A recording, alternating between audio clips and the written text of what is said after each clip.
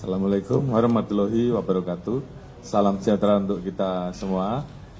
Yang terhormat Mbak Alisa Wahid beserta seluruh jajaran dari pengurus besar PBNU, rekan-rekan dari pejabat utama Mabes, dan rekan-rekan media. Hari ini tentunya kita sangat merasa terhormat mendapatkan kunjungan dari Mbak Alisa yang saya kira semua teman-teman media sudah mengenal beliau sebagai aktivis kemanusiaan, namun di satu sisi hari ini beliau khusus mewakili NU untuk kita berbicara terkait dengan membuat MOU terkait dengan peristiwa-peristiwa kekerasan yang terjadi di pesantren. Tentunya kami menyambut baik karena memang ini menjadi salah satu isu yang menjadi perhatian publik dan kami Polri juga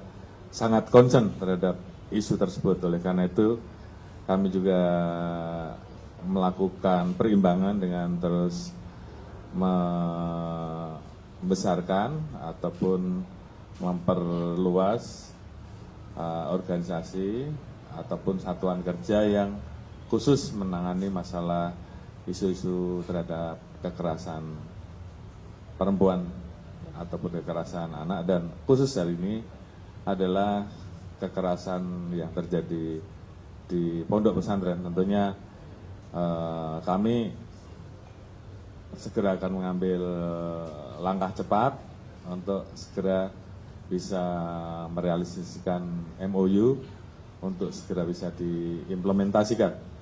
Kemudian yang kedua, tentunya kami juga sangat senang bahwa kita terus berkomitmen untuk menjaga keberagaman, menjaga toleransi, karena memang Indonesia ini adalah negara dengan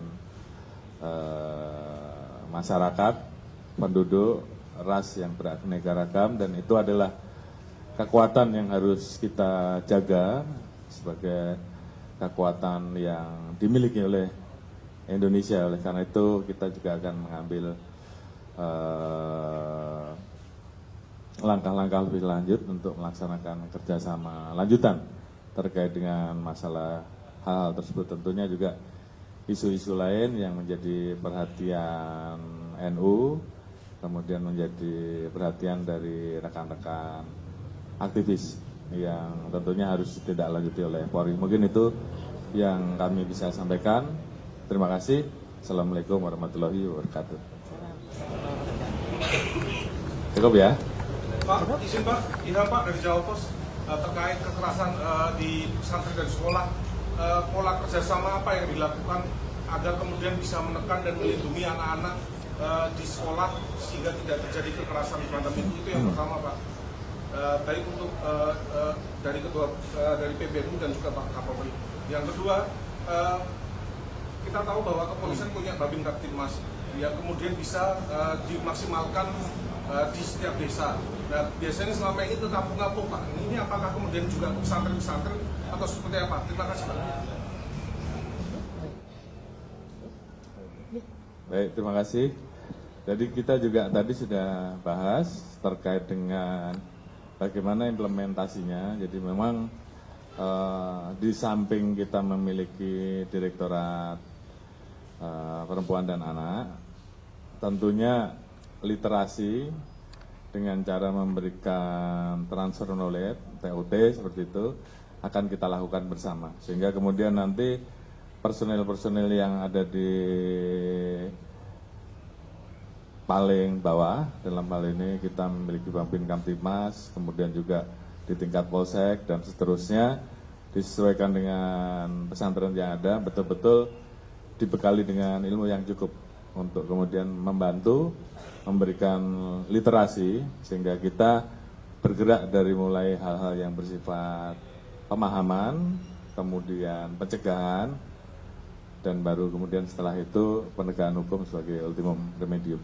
Namun yang jelas tentunya dengan kerjasama ini tentunya akan membuka ruang ataupun sekat-sekat yang selama ini mungkin masih dirasakan bersama, bahwa ini menjadi satu hal yang memang harus ditindaklanjuti secara serius, baik dalam hal memberikan pemahaman, pencegahan sampai dengan penegakan hukum. Terima kasih. Dari sisi PBNU, PBNU sendiri sejak bulan Oktober kan memang melakukan akselerasi, bulan Oktober 2024 melakukan akselerasi terkait respons PBNU terhadap persoalan kekerasan di dunia pendidikan ya. Jadi dalam bayangan kami semua langkah-langkah ini harus menjadi sebuah gerakan yang komprehensif. Jadi dimulainya salah satunya adalah dengan dalam Munas Konbes Ulama tahun 2025 ini kami memintakan fatwa terkait dengan kekerasan di lingkungan pendidikan. Dan kita sudah mendapatkan fatwanya, jadi secara hukum Islam kita sudah mendapatkan penguatan tersebut. Lalu kemudian yang kedua, PBNU sudah membentuk Satgas Penanggulangan Kekerasan. Lalu kemudian yang ketiga, kami sudah menyusun peta jalan penanggulangan kekerasan terutama di pesantren, gitu, karena yang lebih dekat dengan NU ini kan pesantren ya, jadi ini sudah kita lakukan. Maka MOU dengan kepolisian itu menjadi bagian dari implementasinya, implementasi peta jalan ini, yang kami harapkan nanti Bapak Ibu dari kepolisian di tingkat Polres atau Polsek dapat kami undang untuk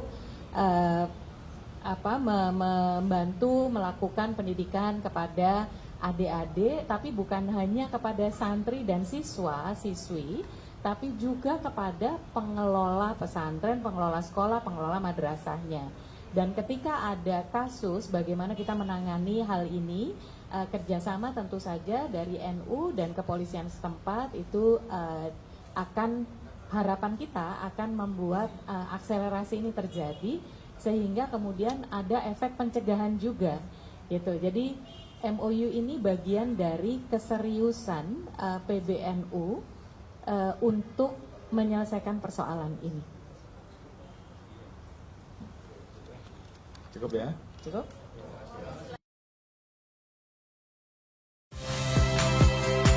Saya Valentina Sitorus.